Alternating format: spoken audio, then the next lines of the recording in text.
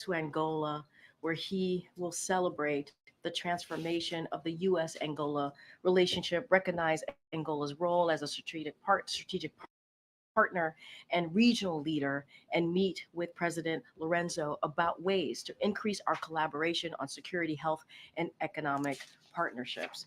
The value of strong alliances and partnerships in the defense of freedom has never resonated more in Europe, in Africa, and beyond. These visits demonstrate the president's unwavering commitment to revitalize these relationships for our shared security and prosperity. With that, Amr, kick it off to you. Yeah, on the Germany trip tomorrow, when will he be coming back? And I'm presuming the conversation with President Zelensky today, does that obviate the need for them to meet while he's in Europe?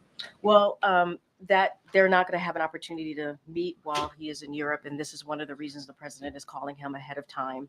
Um, what I will say is we'll certainly have more details on the trip in the next several hours on what that looks like, what tomorrow is going to look like in the specifics of the president's engagement in Germany tomorrow, the next 2 days. Okay.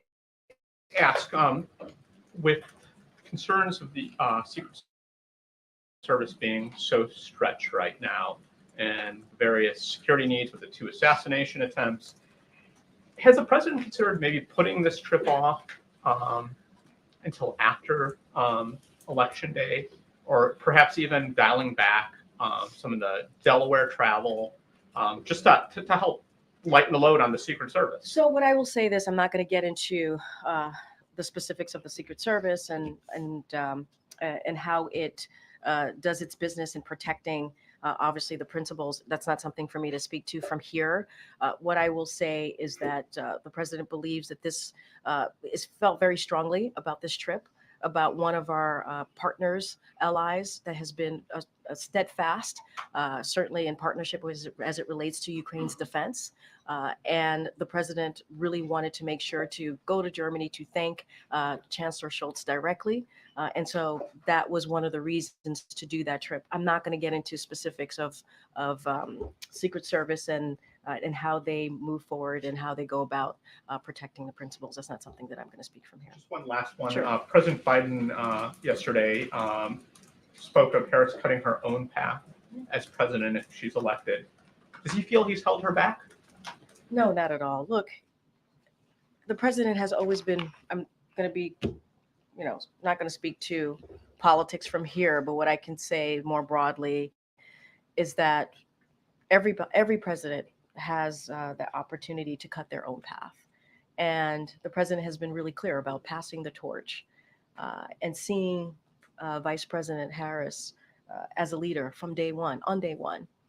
And he understands how this all works, right? He said this yesterday as well. He was loyal to Barack Obama, but he also got an opportunity to cut his own path as president. And that's what he believes Kamala is going to do. And that's his words, right? When calling her Kamala, the vice president. And so she's been loyal to him. And this is something that he shared. And he understands that she will cut her own path. And I think that's just the way it goes, right? I think that's the process that we're seeing right now, that we're living it, that you all are covering every day since the president decided to step aside from this election and pass the torch to the vice president. And so I think that's what you're hearing from this president. He's incredibly proud of her. He has supported her from day one. He has said many times the best decision that he made in 2020 was asking her to be his running mate. Okay, Nancy. Thanks, Karine. A couple questions about this letter from the Biden administration to the Israeli government, suggesting that U.S. aid to Israel may be at risk if they don't change their posture on humanitarian aid into Gaza.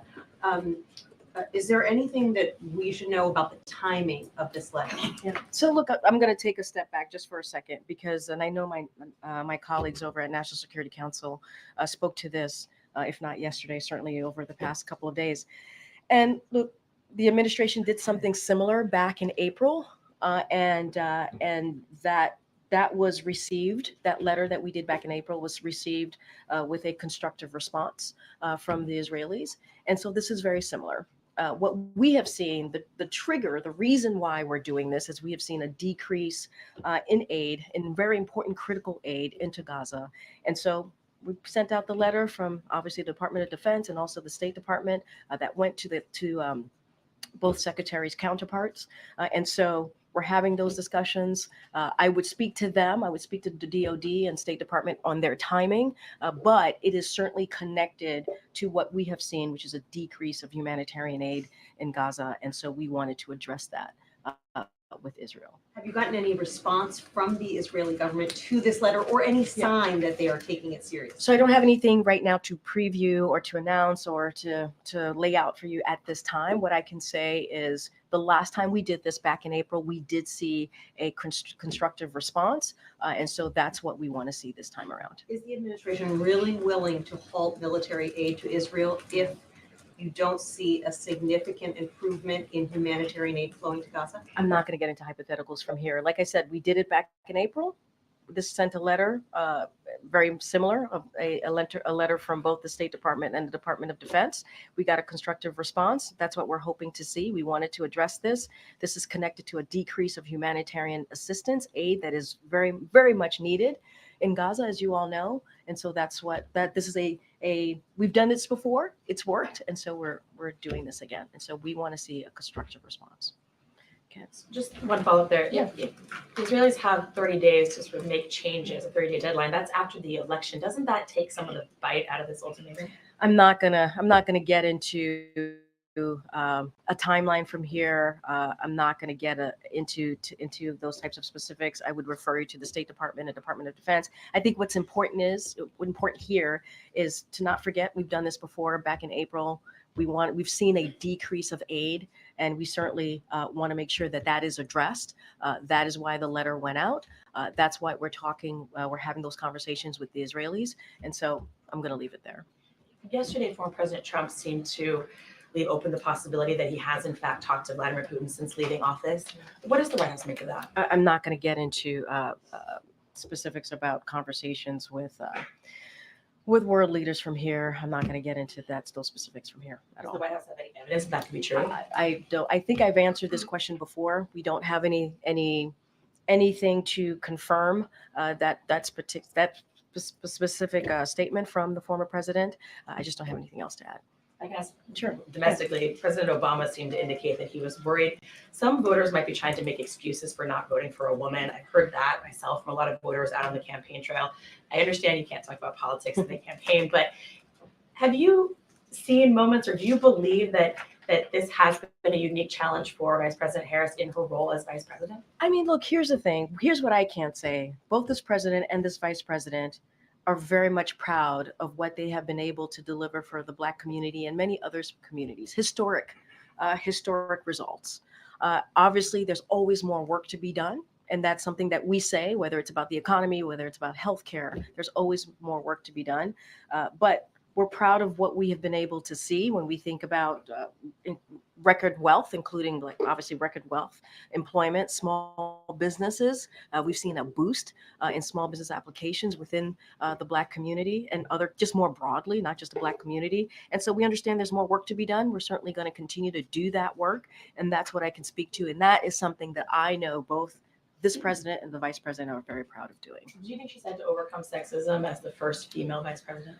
Look, I'm not going to get into it from here. What I can say is that we are all very proud of what the vice president has been able to accomplish with this president as a critical partner over the past 4 years. And you don't just have to look at her career as almost 4 years, I should say, as vice president, but you look at her record as senator, as attorney general of California. I think she's had an impressive record, and and she's done that with everything, all the headwinds that come at her. She's been able to get that done. You were talking about just to go back to the Germany trip. Yeah. Is there any update on the Ramstein summit that was Is it postponed? Is it canceled? Or I don't have an update for you on that. I'll be sure to check with the team, but I just don't have anything on is that. the president expected to have any meetings with any other foreign leaders during the trip? We'll certainly have more to share. Obviously, a big part of this meeting, of this trip, travel that he's doing, is going to be around Ukraine, the continuing support of Ukrainians as they continue, certainly, to beat back Russia's aggression. And we've been very proud. The president's been very proud to do that and continue. And obviously, one of the reasons we're going to Germany, as I mentioned, which Chancellor Scholz as a partner in that. And so we'll have more to share, but just a little bit more broadly, I would state. I mentioned Russia's war in Ukraine, managing the crisis in the Middle East, maintaining stability in the Indo-Pacific region, strengthening the transatlantic alliance, illustrating that the relationship is both dynamic and also enduring.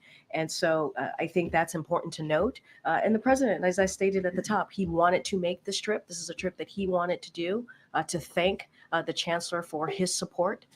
And so that's what you're going to see from the two leaders, and we'll certainly have more to share. I will also state that at 4:00, National Security Council will have a press call, so certainly you should join that. Just one more to follow Yeah. up on Amar's question on the president's comments about the vice president last night. Ron Klain told us in August that the White House could have done more to promote the vice president. He said, quote, "We were all united behind the idea she should be successful. We just didn't find the path to do it." Does the president agree? What I will say is, and I think certainly the first part of your quote is something that I know to be true. Like, the president has always wanted the vice president to be successful, and she has been successful. And he could not be more proud of her as he is today. I think what he laid out yesterday, obviously that was a political event that he spoke at, but I think lays out his thinking, how he sees the vice president, not just now, but moving forward in what she's trying to accomplish at this moment. And I think she has had a lot of successes to point to over the last 3.5 years. And I also stated her record as a senator, her record as attorney general, as district attorney in San Francisco. She's had an impressive record. And so anything else beyond that, I certainly will leave it to the vice president and her team to speak specifically on. Just back to Ukraine. It's been more than a month now since the president told us that there were discussions about allowing Ukraine to fire long-range missiles deeper into Russian territory. Is he heading into this conversation with Zelensky today and to this trip to Germany with a decision made on that? What I will say is, look, the United States policy on that has not changed. It has not changed. But I think what's important here is that we are committed. We continue to be committed to Ukraine, to the Ukrainians having everything that it needs, especially on the battleground as they're fighting against Russia's aggression. That is our commitment. That is what I just made an announcement, right, just moments ago, about an assistance, how much more we're going to be providing as we understand what's needed on the ground, on the battlefield. And so President's probably talking to the President Zelensky right now. We're going to continue to show that support. And I just don't have anything to say. Our policy has not changed beyond that. So he's decided against allowing that capability. Look, I'll say this. In May, the president directed his team to ensure, right, that Ukraine is able to use U.S. supplied weapons for cross-border strikes, so Ukraine can hit back against Russian forces that are attacking them or preparing to attack them as part of their current Russian offense. It's common sense, right? It's common sense that they should be able to hit back against what's hitting them, and to deny Russian forces that are using staging locations just across the border a safe haven. That was what we were able to do back in May. Our policy with respect to prohibiting the use of ATACMS or long-range strikes inside of Russia has not changed. That is not going to change. It has not changed at this moment. Don't have anything else to preview, but we will continue to have conversations with the Ukrainians, providing what they need on the battlefield. That is a commitment. We want to be there for the Ukrainians as they continue to beat back Russia's aggression. All right. And on the SBA funding, it sounded last week when the president was talking about this that he wanted Congress to come back early to pass more funding for the Small Business Administration, but he didn't mention that in his statement last night? Has he given up on? Well, calling what I will Congress say, back? what he did mention in his statement last night is that Speaker Johnson has said and is committed and promised that he was going to promised that he was going to fund not just that, but other disaster programs. And so he said that will be replenished by Congress. And so that's the commitment that he made. That's what we want to see. And we want to also make sure that people out there who need these particular resources, they continue to apply for loans, and the SBA is going to continue to process those applications. But Speaker Johnson made a commitment, and certainly we want to see that commitment follow through. Okay, Danny. Thanks, Karine. Back to the Middle East, the US, specifically the State Department, said yesterday that the US was opposed to the Israeli bombing of Beirut as it was being carried out at the moment. Hours after that, there were fresh Israeli airstrikes on southern Beirut. Again, what gives you any confidence that Prime Minister Netanyahu is listening to what Washington is asking him to do? So look, and you're right, we have told Israel directly that we oppose any Israeli campaign to certainly of near daily strikes in densely populated area in Beirut. You are correct. That is something that we have been very clear about. We also understand that what they're conducting, the operations that they're conducting to destroy Hezbollah infrastructure is targeted. And so we'll continue to have those conversations with the Israeli government. And that is something that we will continue to do. And we have been really clear. It is critical. It is critical that these operations be conducted in a way that does not threaten the lives of civilians. Conversations that we will continue to have with the Israeli government. And let's not forget UN peacekeepers and also members of the Lebanese armed forces. And so we've been clear. We're going to continue to have those diplomatic discussions with Israelis. And in the White House's view, how did yesterday's strikes, what category did they fall into? Acceptable or? Look, I'm not going to get into characterizing each of these strikes. It's not what I'm going to do from here. We've been very clear what we want to see. We've been very clear about that from here, as you stated, from the State Department and Department of Defense as well. And we will continue to have these discussions. Thanks so much, Karine. Does the White House have any indication or explanation on why the tension is escalating in the Korean Peninsula? And is the White House concerned about Say that last part. The Peninsula Korea, the tension growing over there? I mean, look, obviously, we're always going to have concerns, and we're always going to watch and monitor closely. Don't have anything specific to read out on the current situation there. We are going to always, as I said, monitor, watch closely, and certainly be in coordination with our South Korean allies. And so, look, we're going to also continue to urge the North Korea to reduce tensions and seize any actions that could increase the risk of conflict. And that is something that we've been pretty consistent here. A follow-up, and then I have one more, because there are reports that North Korea is sending soldiers to fight with Russia in Ukraine. Some are suggesting that there are around 3,000 to 7,000 soldiers already in few miles from the Ukrainian border. Does the White House have any response or concern about it? Look, we've always said we've been concerned when we've always asked about other countries providing aid or assistance to Russia. We've been very clear about that. This is why the president took it very seriously on making sure that NATO was stronger and bringing more than 50 countries together to make sure that Ukrainians had the support that they need. You just heard me speak about another assistance package that we are going to be speaking more about delivering, and that is a conversation that President Biden is having with President Zelensky, and that is going to be a really important part of the conversation that the president has when he's in Germany. So we're going to continue to provide assistance, show our support for Ukraine, stand by the Ukrainians. And so that's going to be our focus in the next couple of days and continued focus, obviously, since the past almost 2 years now. And just the last one, you were announcing international trips for the next few months.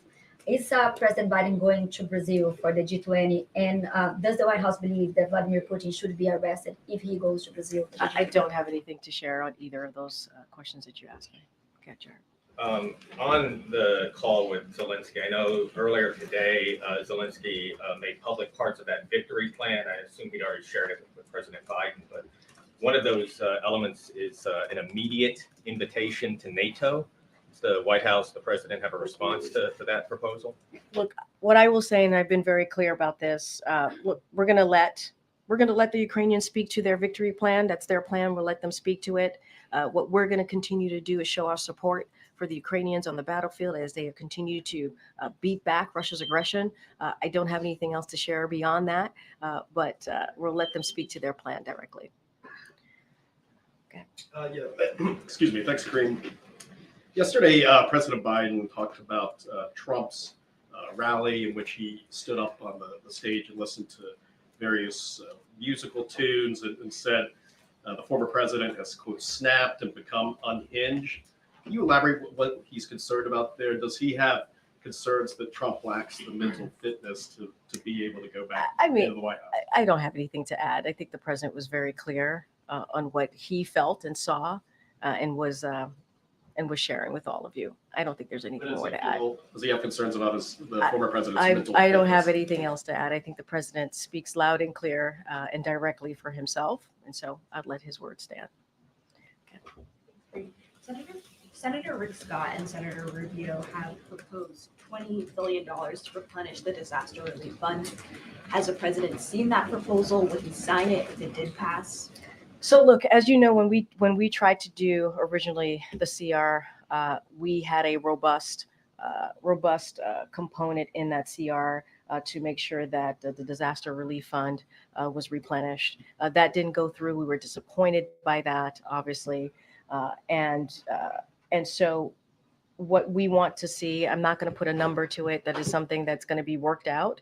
What we want to see is Congress, when they come back, to actually do that, to actually replenish the disaster relief fund. It is important to do so. While we have the fundings right now to do the work that FEMA needs to do, that this administration needs to do to impacted areas, we know that there's going to be a shortfall and we're going to need more funding. I'm not going to get to a number. I have not spoken to the president or the Office of Leg Affairs about this particular proposal that has been brought forth, but the president has been very clear. I just talked about the SBA and how that funding is now exhausted. The speaker made a promise. The Speaker Johnson made a promise that when Congress returns, that they're going to replenish the disaster relief fund and also make sure that CBA has what it needs to really address the needs of Americans who've been impacted on the ground. Is there a timeline for when FEMA would know how much the administration wants to use? Say that one more time. Is there a timeline for when FEMA would have an estimate for how So much? I would refer you directly to FEMA about that specific timeline, a number that's needed. What we are very clear about is we need to make sure that we have funding, additional funding for the disaster relief fund. That's why we included it in the CR. As you know, it was a robust number. We wanted to see that get through. It did not get through. And we are seeing these storms coming through and what they're doing and how they're devastating areas. The president was able to survey, obviously, what occurred in Florida after Hurricane Milton. And so we want to make sure those funds are there. Speaker Johnson made a promise. He said that was going to happen. So that's what we want to see. I think we have to start wrapping up soon. Just to follow up on the president's comments about the vice president cutting her own path if elected. I know the two of them speak regularly, but just wondering if the two have specifically had conversations about how she would do that if elected, whether the president is offering advice or whether she's asked for guidance in that arena. So I don't have any details to their specific conversations. As you know, the president and vice president work closely together. As I just talked about the two hurricanes that came through, you saw them working side by side in dealing with the impacts of the hurricane and making sure that we were responding to folks on the ground. And look, they're going to continue to work closely together. The president knows what it's like to be the vice president and knows what it takes to be the vice president and what's needed there. And so he is certainly very proud of the work that she's been able to do. I'm not going to get into details or specifics of private conversations that they have. Go ahead, Annie. Thanks so much. The automaker Stellantis has said that they are considering expanding a factory in Mexico. I'm wondering if the White House has any response to this possibility, and whether you can address concerns that domestic jobs may be lost or moved overseas. So look, last year, as you know, we applauded UAW and also Stellantis for coming together after hard, good faith, which is what we always love to see, negotiations, and also reaching a historic agreement that secured record raises, greater retirement security, and investment in the future. And so that included a commitment to reopen and expand production in communities that were devastated by previous plant closures. And so, look, what we want to see is Stellantis certainly deliver on those commitments to the UAW and to the communities. And so, not just any communities, but communities that have long supported the industry. That's what we want to see. And so, we want Stellantis to keep their commitment. Again, we were very proud to see that very good faith negotiation that occurred and what was delivered. And so that's what we want to see at the end of the day. I know we have to go. Okay. We have to go. Sorry, guys. Thanks, everybody. Okay.